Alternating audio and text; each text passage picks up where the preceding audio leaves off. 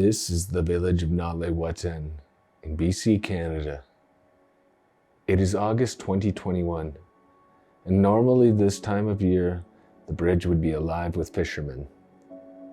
The river would have people in boats setting net. The smokehouses would be full of salmon all across the village. Indeed, the very name Nadleh Whut'en means where the salmon return. But in Nadleh today, there are only very few souls with any access to fish at all. The Nadleh Whut'en, Saik'uz, and Stellat'en First Nations in the Nechako watershed have been unable to hold their traditional salmon fisheries for the past 4 years. The reason is inescapable. Rio Tinto has a hydro-Kenny Dam project draining the river and warming up the Nechako watersheds at an alarming rate. An agreement signed with the federal government in 1987 and confirmed in a later water management deal with the province of BC says Alcan can divert water to produce excess power that is then sold to BC Hydro. The Kenny Dam diverts on average 70% of the Nechako's flow to the Camano hydroelectric station that provides power to the Rio Tinto aluminum smelter in Kitimat on BC's northwest coast. Due to low water levels caused by the Kenny Dam, summer water temperatures have been far too hot. These warm summer water temperatures in the Nechako River have had a devastating effect on endangered white sturgeon, Chinook, and especially sockeye salmon, as well as the river ecosystem overall. Low water levels in the Nechako cause water temperatures to rise as high as 22 Celsius to 23 Celsius in the summer, devastating the Chinook and sockeye that return to spawn in one of the major tributaries to the Fraser River water system. This summer of 2021, Nadleh River reached highs of 27 and 25 degrees Celsius. The migratory salmon need an ideal temperature of about 18 degrees. At 20 Celsius, they begin to deteriorate. 25% don't make it to their spawning grounds, and those that do are deteriorating from the higher temperature and the beating they take in the low water. They become inedible. For Nechako white sturgeon, the impact of 70 years of water diversion has been even more severe. They were listed as endangered under the Federal Species at Risk Act in 2006. The dam produces silt that coats the gravel beds where sturgeon spawn. The eggs are not able to hold onto the silt, and populations have plummeted. From 1952 to 1956, the Nechako River was no longer flowing, as it was filling the present Nechako Reservoir. The Nechako sturgeon was a population estimated at 6,000 prior to the Kenny Dam's construction in 1950. The Nechako sturgeon population is now 300. There is a white sturgeon hatchery in Vanderhoof, BC to try to restore the fish. And even though these fish live to be hundreds of years old, it is not nearly enough. These are prehistoric fish. They lived through the Ice Age, the Volcanic Age. Since time immemorial, they have flourished and even grow to be hundreds of years old. Sometimes they grow to be as big as or even bigger than a canoe. But they are no match for the Kenny Dam. They are no match for Rio Tinto Alcan. This ancient species is being killed off in record time. The Nadleh River used to flow the other way. In a good year, you could walk across the river on the backs of the salmon. The future of water health in the Nechako watershed is caught in a web of ecological and human factors, putting the river at risk. Algal blooms are more prevalent in the lakes because of low flow and high temperatures. The unnatural flow keeps nutrients and biomass in one place instead of flowing downstream in a natural fashion. Algal blooms that become too prevalent can be very toxic neurologically and even to the liver.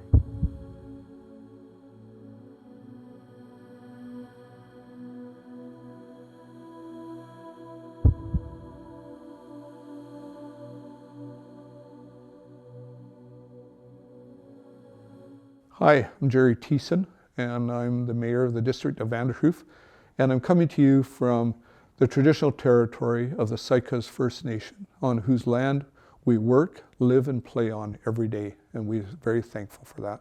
I'm the chair of the regional district of Bulkley Nechako, and I'm on that board as the mayor of the district of Vanderhoof.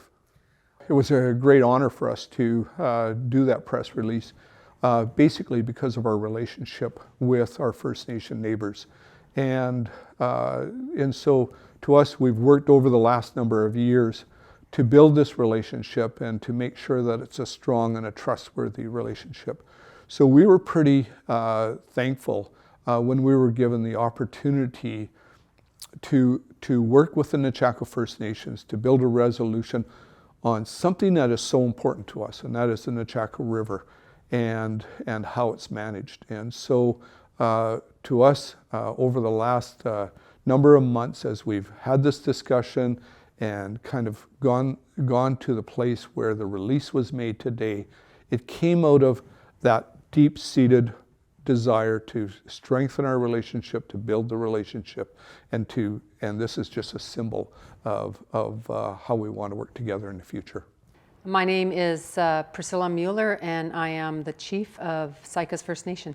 I've been in 2 meetings recently with Bulkley Nechako Regional District, and I feel like we're building a relationship based on trust, and to have their support, because this river is not only the First Nations river. It's we have communities all along that river that use that river and utilize that river, and I really was very thrilled to hear that they're supporting us in to try to restore. I know we're probably not going to get our river 100% restored, but we can, right now we could work towards restoring most of it. When the regional district, Bulkley Nechako, reached out to us regarding, restoring our river, I think, I don't think we would have been able to be in this place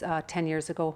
It would have been nice to be there. It would have been nice 50 years ago to work with all of the communities and all the Indigenous communities along the river, to have a say in how that river was going to be managed, right? And I think it's never too late to build a relationship, and I'm really happy that we are sitting down with the regional district, Bulkley Nechako, and we're building that relationship. My name is Robert Michel. I am the elected chief of the Stellat'en First Nation. I am also a hereditary name holder, and my hereditary name is Nadleh, and I belong to the Frog clan of the Stellat'en Nadleh. The regional district provided support to Stellat'en and the other First Nations, both Saik'uz and Nadleh, in regards to the bringing the Nechako back to its as close to normal as possible. And that type of support helps us in trying to convince industry that the river is dying and it needs help, and that we've been fighting a long time to try to provide that sort of assistance to the river. My name is Sarah Story. I'm the mayor of Fraser Lake. So the resolution that was passed with the regional district, the Bulkley Nechako, was done unanimously. So there was not one municipality in the region, one director that was opposed to the restoration of the Nechako watershed. This is a really great resolution, and it's one that I'm really happy to see everybody come together on. It really supports the region, it supports the First Nations in the region, it supports the ecosystem, and it's just getting things back to the way they were. To get it to a better place than it is now is really the goal. We really need to make sure that we're doing a better job as humans. First Nations communities, we've had cultural camps, we've had fish camps down by the Nechako River for many, many years before even they built the dam. And I really believe, like I said earlier, that it's really important that our communities, our local government, all of the First Nations leadership, we have a say in how that river is managed. As a young person on the Nechako River, my parents' farm was on the river. And in those days, it was nothing for me to finish my chores quickly and run down to the river with my fishing rod and be able to catch a number of trout and really enjoy fishing. Today, you seldom see young people on the river fishing and enjoying that. And one of the things is it's a difference of the habitat, the ecosystem that is there in the river. And so where we used to see plenty of fish there before, now they're very seldom. You see the river system now will have a number of not freshets necessarily, but high water events. And so where that's unnatural, it used to be prior to the dam that you would get one significant freshet in the spring of the year, and then it would go down to a more even flow and slowly go into your winter season. And that's not true anymore. And so with that misunderstanding, I'm sure the science shows that that's a real struggle for not only the fish species, but all other kinds of species in the river system. Going back to when I was between 5 and 12 years old, we always, it was a common thing for us to be out helping set the nets in the river and in the lakes to catch the salmon. Not necessarily after sturgeon. We would catch sturgeon, but the nets would of course become destroyed by the sturgeon, so we tried to avoid to catch a sturgeon unintentionally.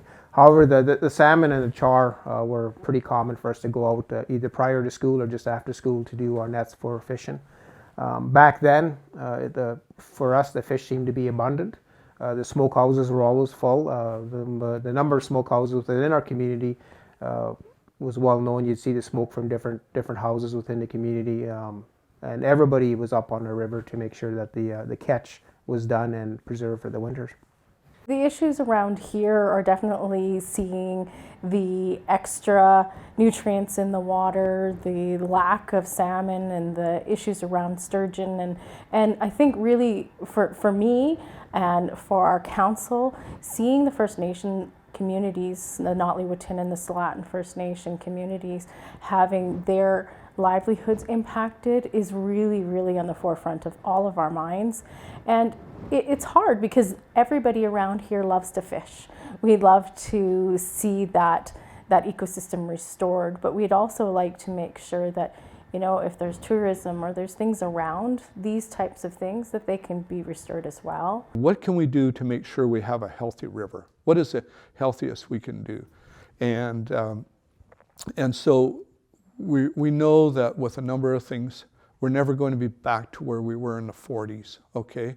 But what can we do that will build it back to as more natural a flow as we possibly can?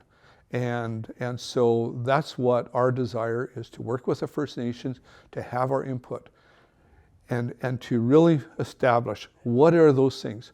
We who live here on the river, both First Nations and non-First Nations, we know this river, and we have seen it in this past year where we're seeing things that are total outliers, things that people are saying, this hasn't happened before in the last 70 years. And why we knew it was going to happen, we started seeing it in July, August, September, and we were saying, hey, this is different. We're seeing more water that's coming into our streams and tributaries. We're seeing more water coming into the river. And so we need to be the ones that are here on the ground, working and giving advice. First Nations, the Constitution and United Nations have clearly said First Nations have rights and title. And so, we have to accept that and go from there. And so for us, as non-First Nations, as communities, regional district, to be able to have input into that is a significant trust that we want to make sure we handle very carefully.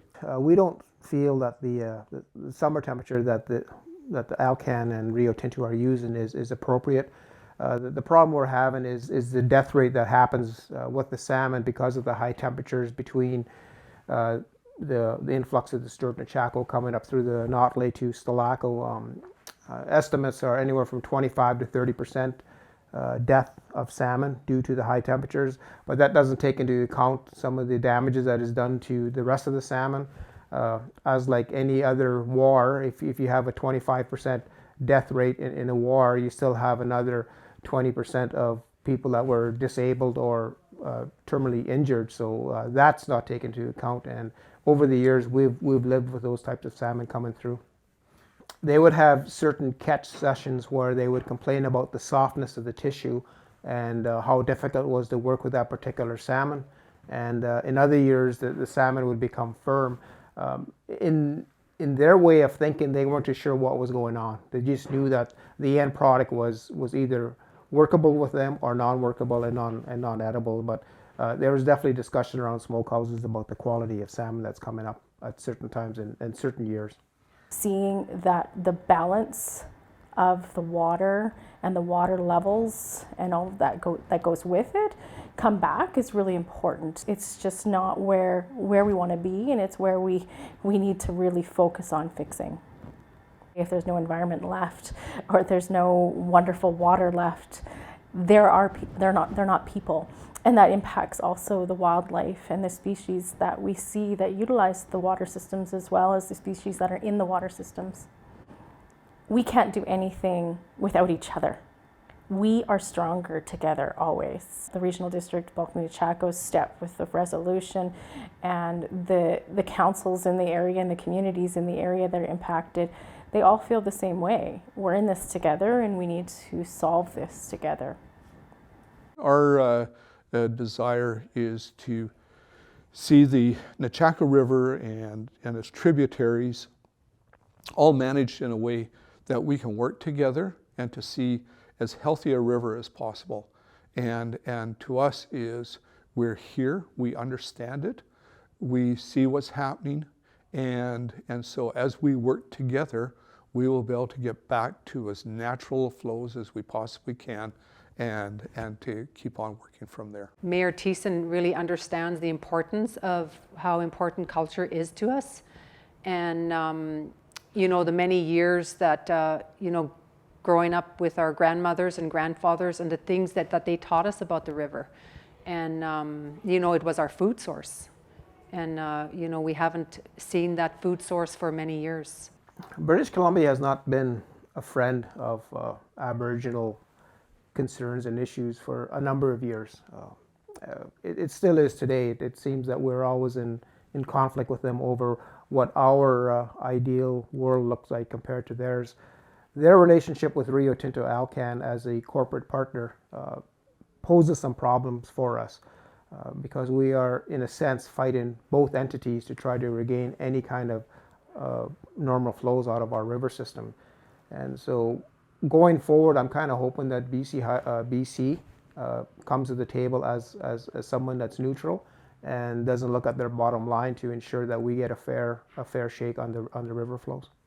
We're dealing with personalities. I think someone with a common sense mind would look at that and try and somehow implement that type of legislation to ensure that the Aboriginal concerns are met and dealt with. So I'm hoping it has some effect on them.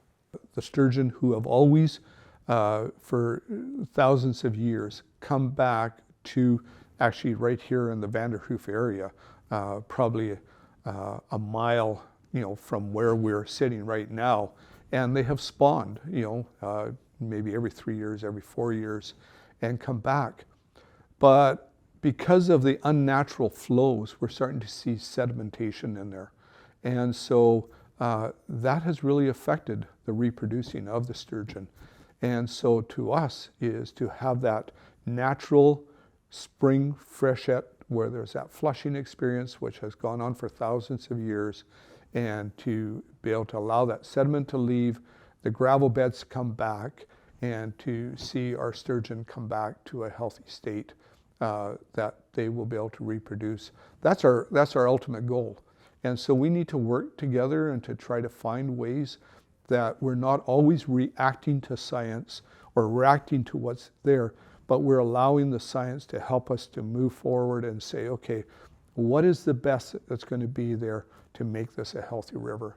And so we're really looking forward to our relationship with the Nechako First Nations and to be able to have that conversation and to have that local input into it and into their decision making.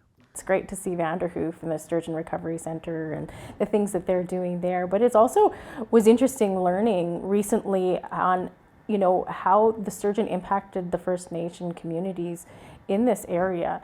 and how they were a food source. Seeing that that is not something that is being harvested or utilized the same way obviously impacts the way a community's culture would go. There's just so much we can do to help the species recover, and I think that that's obviously on the forefront of everybody's mind right now. With the summer temperature that we're seeing increasing constantly, when we know that the water temperatures are changing in Fraser Lake in particular, if the water levels are going down, that obviously means that the water temperature is going up. So we need to make sure that we are looking at the solutions there to make sure that things are going to be okay, and that we're planning for the future as well. When we look at what's happened in the past, and the Nadleh River, which is something I learned recently, used to actually go the other way, it used to go backwards. I thought, what? That doesn't really make a lot of sense. Really, that happened?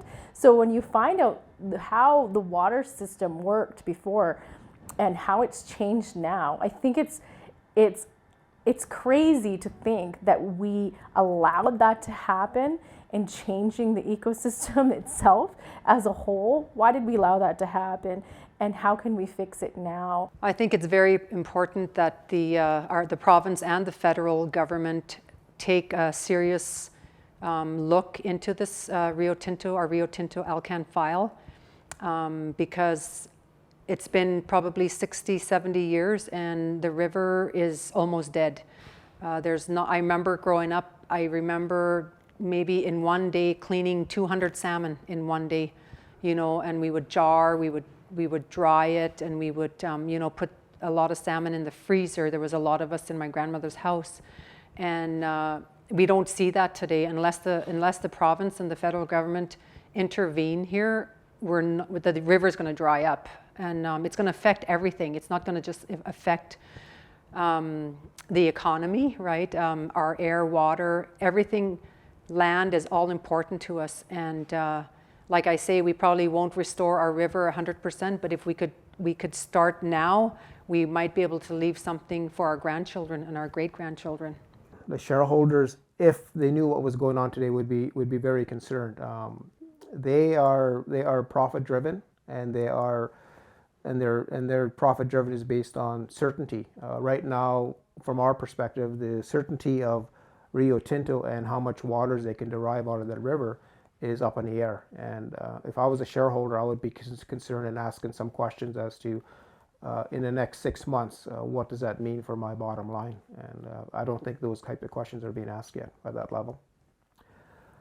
I would ask at the next meeting as to what is happening with the indigenous populations that flow down from the dams, and what are some of the issues that may arise out of any type of court settlements or negotiations going forward, and how that's going to affect our shareholders' interest in Rio Tinto. Well, salmon to us are a very important species, and they are for everything, whether it's the whales out in the Pacific Ocean or people, and especially First Nations people, who have relied on them for food. So salmon on the Nechako River are incredibly important species. And so not only for people here that fish for them along the river, but we're hearing that whales out in the ocean rely on the salmon species for their survival. But for First Nations, they're incredibly important. They're the lifeblood of what they have lived on and thrived on. And so the thing is what we see is that when the temperatures start climbing, and we see it every year, that all of a sudden they slowly start climbing. And I'm told that they go over 20 degrees Celsius on a number of occasions. And that is just deadly for salmon, especially in the Nechako. And I think that we need to be much more cautious and much more understanding of decisions that are being made that just absolutely destroy a species like the salmon that are so important to everybody, whether you're First Nations, non-First Nations, animals in the Pacific Ocean, the whole gamut. We need to be much more cautious on that and much more understanding what the implications are, and we can never get over that kind of a managed river where our temperatures are at that level that destroy the species. The parallels, of course, are that both projects, Indigenous peoples were involved, and I think the culture of the Indigenous peoples were always second nature to what Rio Tinto wanted, which is their bottom line profits. The positive thing that came out, if anything came out of the destruction of the caves in Australia, was that the world basically slapped Rio Tinto's hand and said that what they did was culturally insensitive. And we're hoping that that lesson is going to be brought into these types of negotiations, to understand that what they are doing and what they have been doing for the past 70 years on our river is culturally insensitive and does not meet what the Aboriginal peoples are looking for a healthy river. In caucus, Mary John would not give up the fight. She would, encourage us to fight for what's right. It's the right thing to do. And in private, she would not be very happy. She would say, that it's all about money, and that Rio Tinto Alcan doesn't care about our communities, and they never have. If they did care about our communities, we wouldn't be here today, and we would have a beautiful river. We would still have our fish. We would still have our sturgeon. I remember eating sturgeon when I was a child, and I haven't had sturgeon since then. So it's been many, many years, and it's a big corporation that really don't care about our communities at all. Thinking of families having that food source in such a big food source. And it's a lot different than having a small salmon.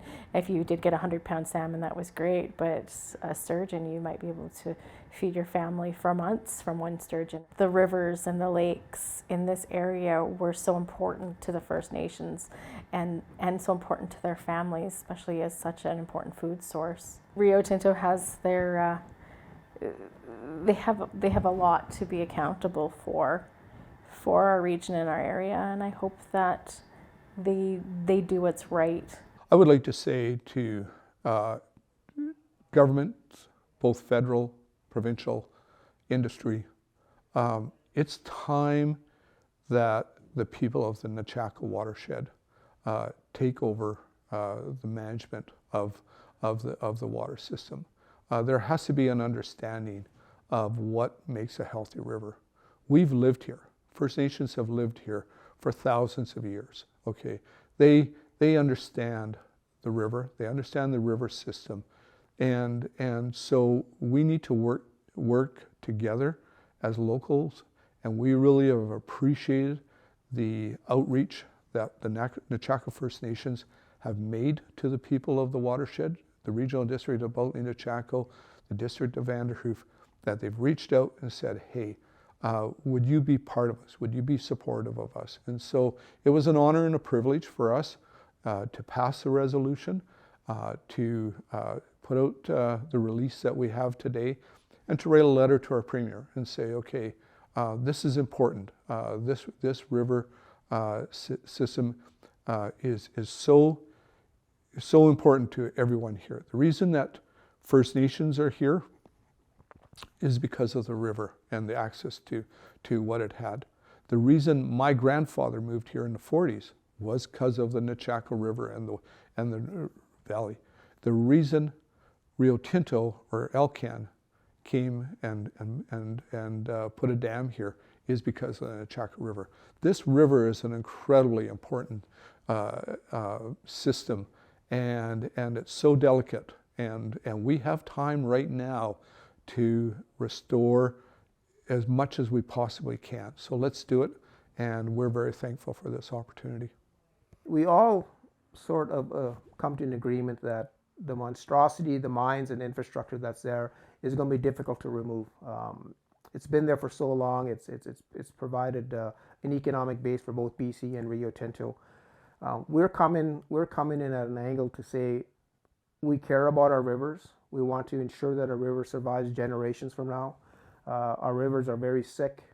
We've been trying to repair our rivers on our own for a number of years. We need BC and Rio Tinto to buy into our system. We need them to listen and try to find a way to make the Aboriginal interest be paramount over Rio Tinto profits. Mary John, Sophie Thomas, Selena John, Mary Thomas, all of our elders, Adnaz Alexis. It would be I would give anything to spend a day with them, and they would encourage us not to give up the fight. Back then, they saw what was coming, and we have stories of them warning us about what's going to happen. Little did we know that it took us this many years to get to this point, and now why give up now, right? We're going to fight until we get some kind of a settlement or an agreement or a relationship. The habitat of these particular areas are alike to the Aboriginal people that live in these areas. They're very resilient. They find ways to survive. We've run up against many obstacles, and so have these fish that return to our spawn-in beds. And I think we have tried ourselves as Aboriginals to sustain the habitat for other people other than ourselves, and I think government and Rio Tinto should take notice of that and assist us in trying to find a more positive return. Co-management is crucial in the river system. I think they have to allow us to be a part of the management system and to allow us to provide our input into what we deem as a healthy river, and that is very important. Make things better for everyone. Those species that are supposed to be going through our system and then back up through the system and out and spawning again, aren't doing the job they're supposed to be doing. They can't. We want to see that livelihood and that idea and that option for those fish to return and do their job come back to us.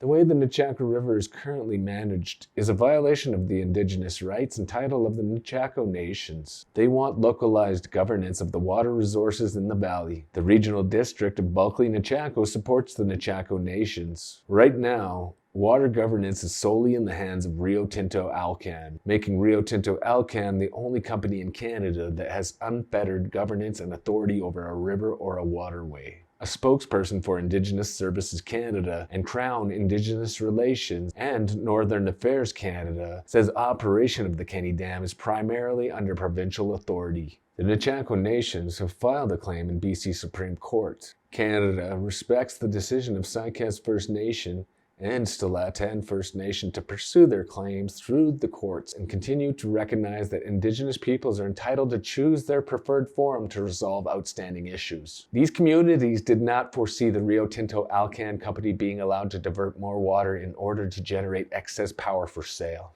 The Nadleh Whut'en, Saik'uz, and Stellat'en want a say in management of the watershed, in accordance with their Indigenous rights and title, and for it to no longer be solely the decision of Rio Tinto alone.